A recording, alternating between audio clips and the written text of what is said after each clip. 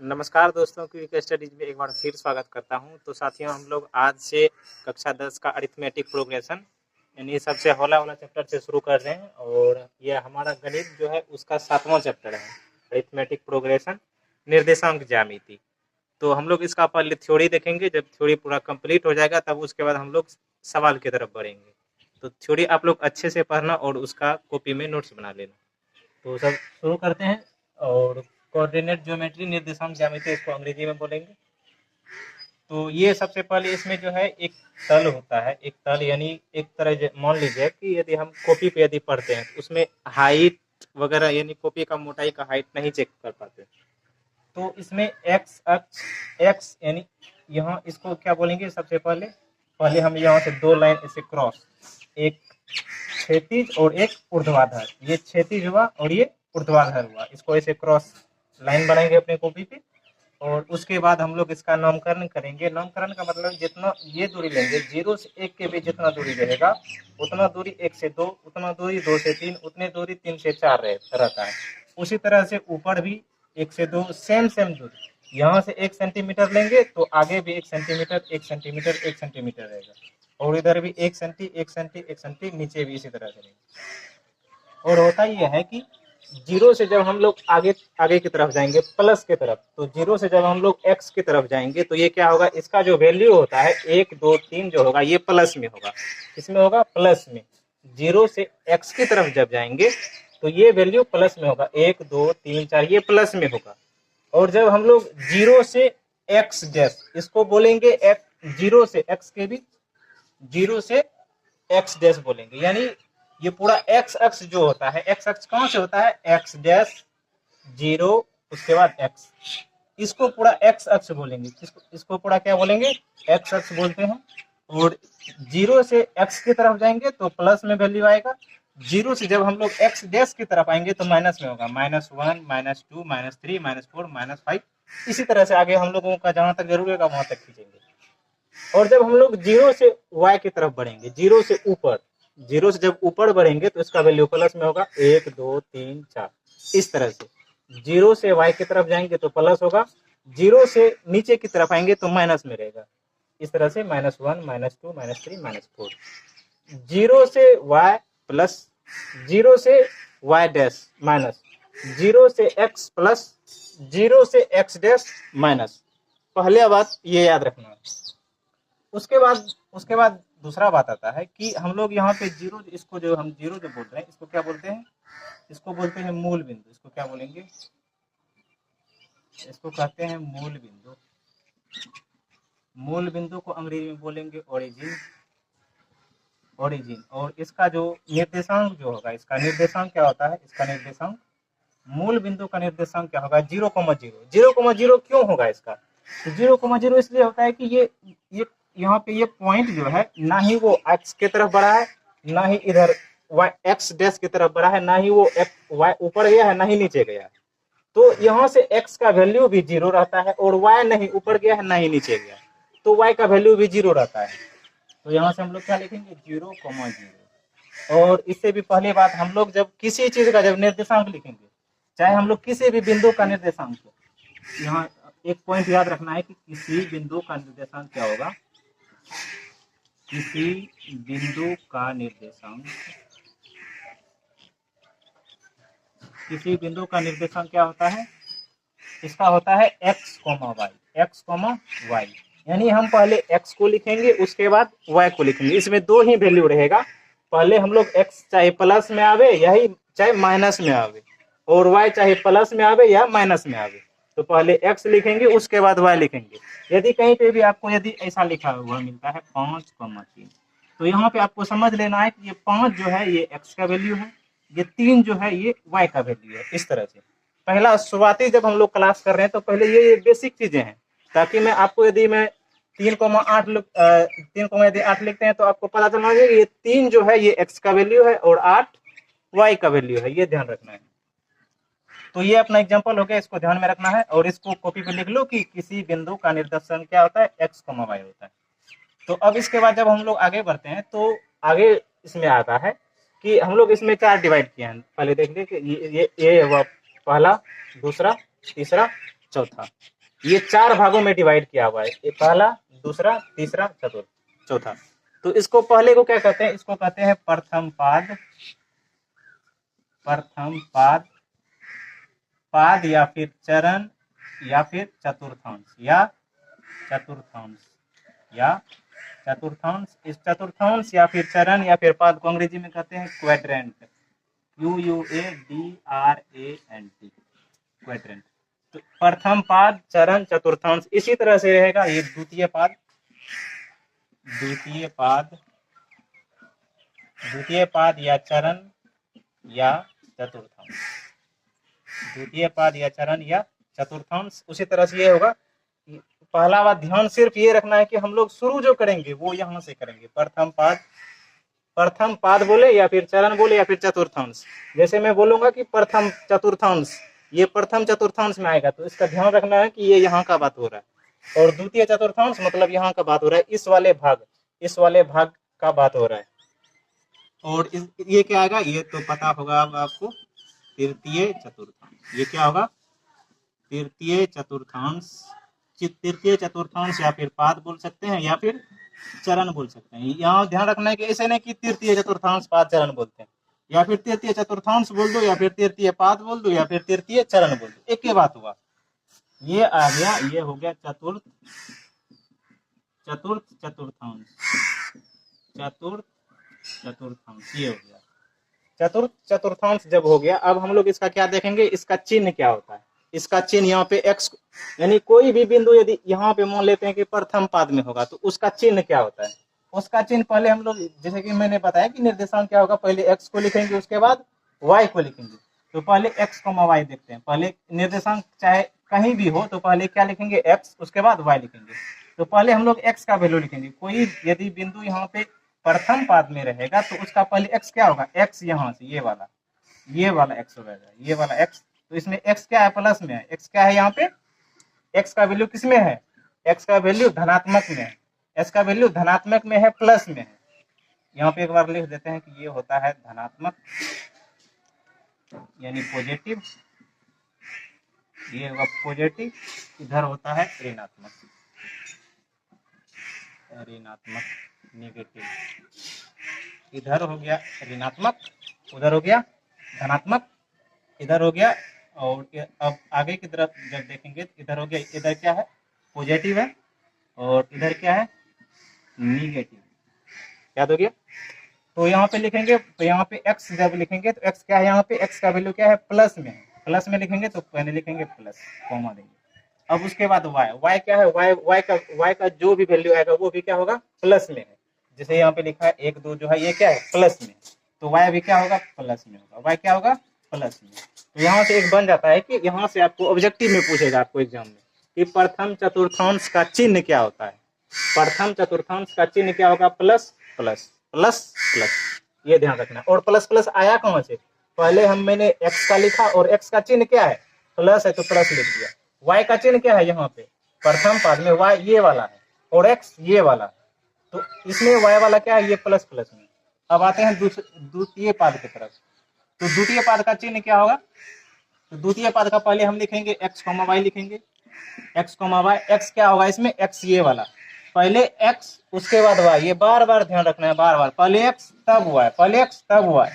तो x क्या लिखेंगे, x ये वाला लेंगे, x ये वाला, ये यानी 0 से लेकर के x डैश के बीच में, 0 से लेकर के x डैश के बीच में y का चिन्ह क्या है, ऋणात्मक है। क्या है, ऋणात्मक है। तो पहले माइनस लिखेंगे। अब उसके बाद जब x का वैल्यू माइनस ले लिया तो y क्या है, y ये वाला है, y ये वाला है, और इसका चिन्ह क्या है, प्लस में।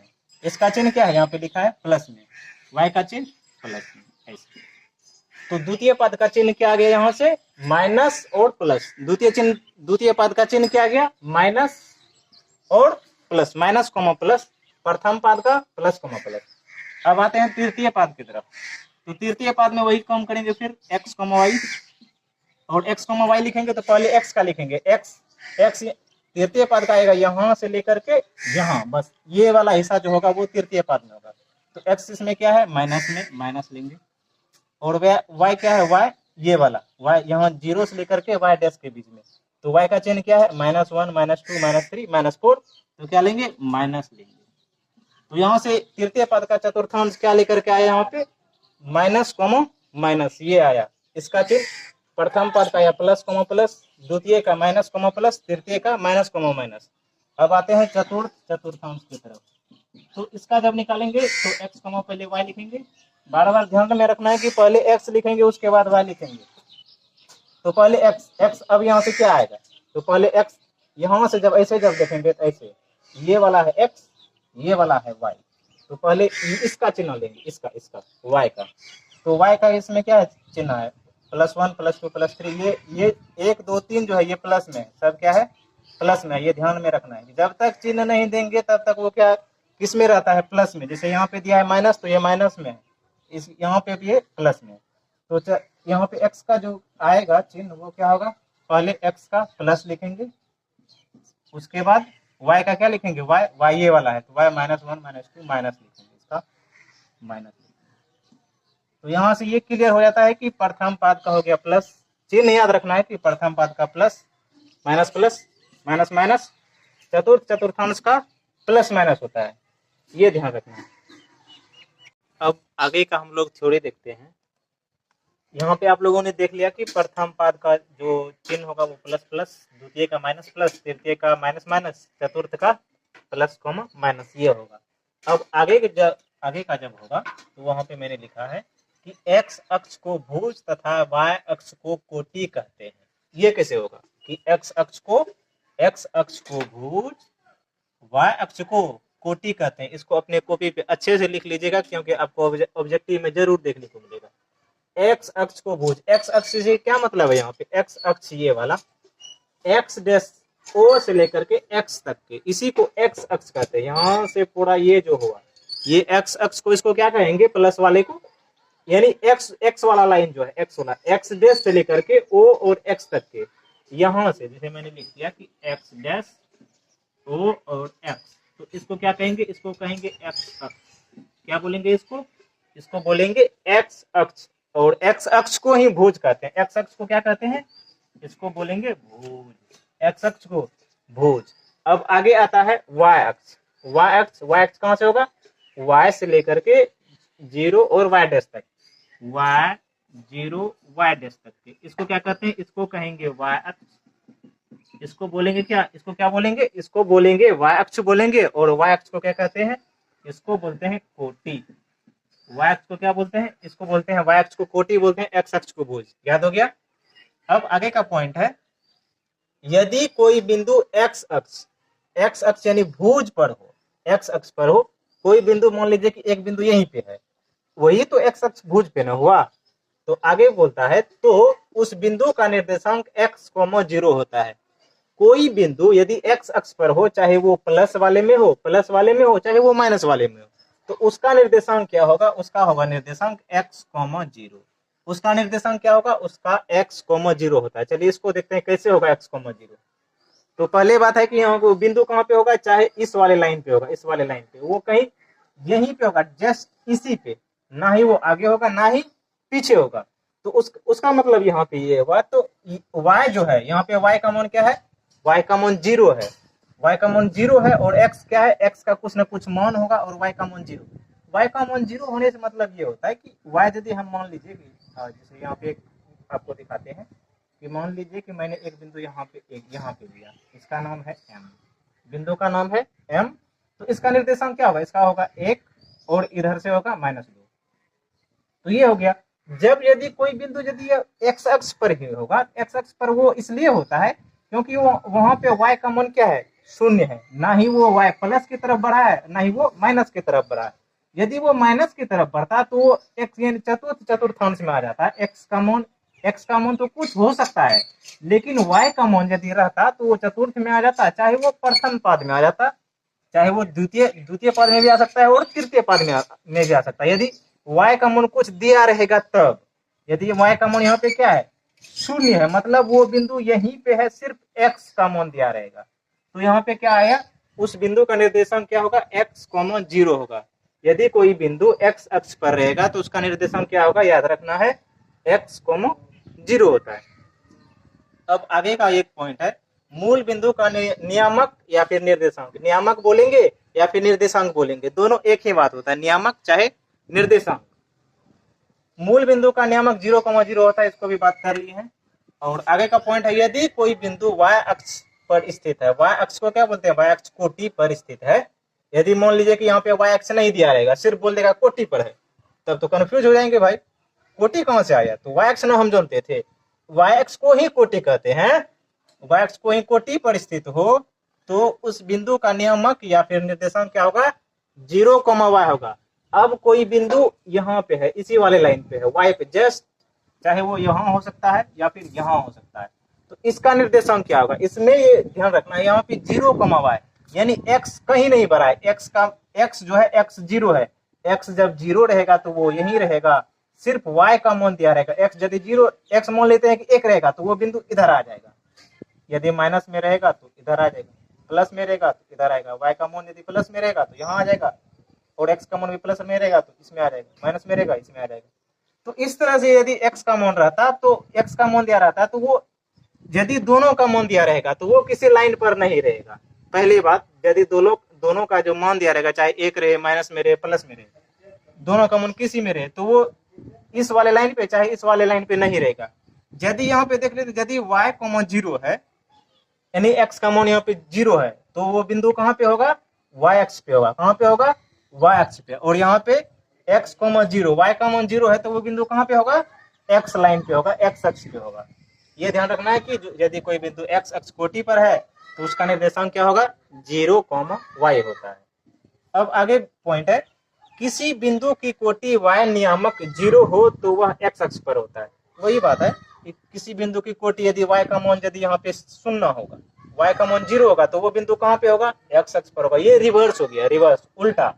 पहले बोला कि x अक्ष पर होगा तो उसका निर्देशांक x, 0 होगा, अब बोल दिया कि y का मान 0 है, यानी कोटि यानी y का मान, y नियामक यानी y का मान किसी निर्देशांक में y का मान 0 है, तो वो बिंदु कहाँ पे होगा, वो बिंदु कहाँ पे होगा, x अक्ष पर होगा।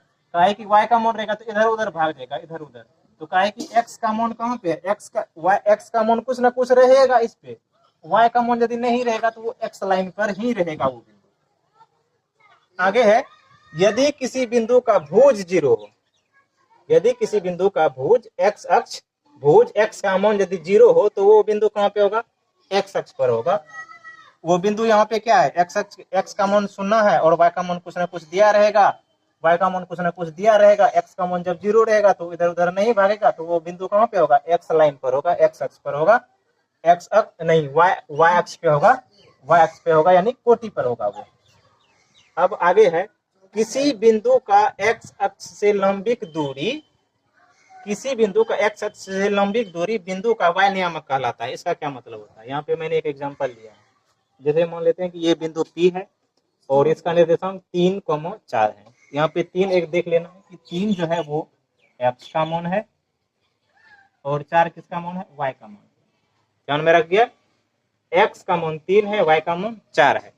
तो यहाँ पे ये वाला पॉइंट को जब हम देखेंगे, किसी बिंदु का x अक्ष से लंबित दूरी y का नियामक कहलाता है। अच्छा, यदि हम यहाँ पे देखेंगे तो ये वाला P जो है x से कितना दूरी पर है, x, ये बिंदु P जो है वो x से, x यानी ये वाला लाइन है, x अक्ष ये वाला लाइन है, ये यहाँ से कितना दूरी है बिंदु P, तो ये यहाँ से इतनी दूरी पर है, इतनी दूरी पे, इतनी दूरी पे ये P बिंदु है।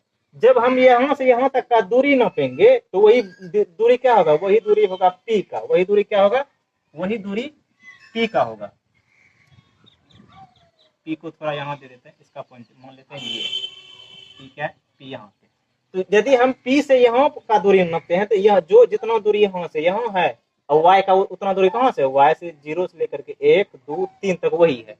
तो यहाँ पे वही होता है, यदि हम P से x का दूरी लेंगे तो वो क्या होगा, वो y का वैल्यू होगा। किसका होगा, वो y का वैल्यू होता है। वही बात यहाँ पे कहा गया है कि किसी बिंदु का x अक्ष से लंबित दूरी, x अक्ष से लंबित दूरी, x अक्ष से लंबित दूरी y का नियामक कहलाता है। यहाँ से जब हम यहाँ पे दूरी नापेंगे तो वो किसका वैल्यू होता है, वो y का वैल्यू है। वो एक्चुअल में किसका वैल्यू है, y का वैल्यू। यहाँ से यहाँ तक 1, 2, 3, तो यहाँ से यहाँ तक लंबित दूरी किसका होगा, y का होगा। x अक्ष से जब दूरी नापेंगे तो किसका होगा, y नियामक का होगा, उसका y निर्देशांक कहलाता है। अब दूसरा पॉइंट है, किसी बिंदु का y अक्ष से लंबित दूरी x नियामक कहलाता है। x नियामक यानी भुज कहलाता है। अब इसी पॉइंट में यदि हम यहाँ से यहाँ तक ले लिए तो वो y नियामक हुआ। अब यदि हम यहाँ से यहाँ नापेंगे तो कितना होगा, यानी y नियामक से y से यानी y अक्ष 40 से जब हम नापेंगे, y अक्ष से जब हम बिंदु P का नियामक लेंगे तो वो किसका मान होगा, यहाँ से यहाँ तक बढ़िया से देखिए तो यहाँ से 0 से 1 2 3, यहाँ से x अक्ष पर भी कितना आता है, 3 आता है, x अक्ष पर भी 3 आता है। तो वही बोला गया इसमें, यदि हम किसी बिंदु का y अक्ष से दूरी लेते हैं तो वो किसका होता है, x अक्ष, x निर्देशांक कहलाता है, x नियामक का होता है। y अक्ष से जब लंबित दूरी लेते हैं, y अक्ष से जब लंबित दूरी लेते हैं तो किसका होता है, वो x नियामक कहलाता है। ये अपना पॉइंट हुआ। तो इसी तरह के और अगली क्लास में मिलते हैं, तब तक के लिए इसको आप अच्छे से नोट कर लीजिए। नोट करने के बाद आप 1-2 बार जब पढ़िएगा तो आपको अच्छा से याद हो जाएगा। धन्यवाद, मिलते हैं अगले क्लास में।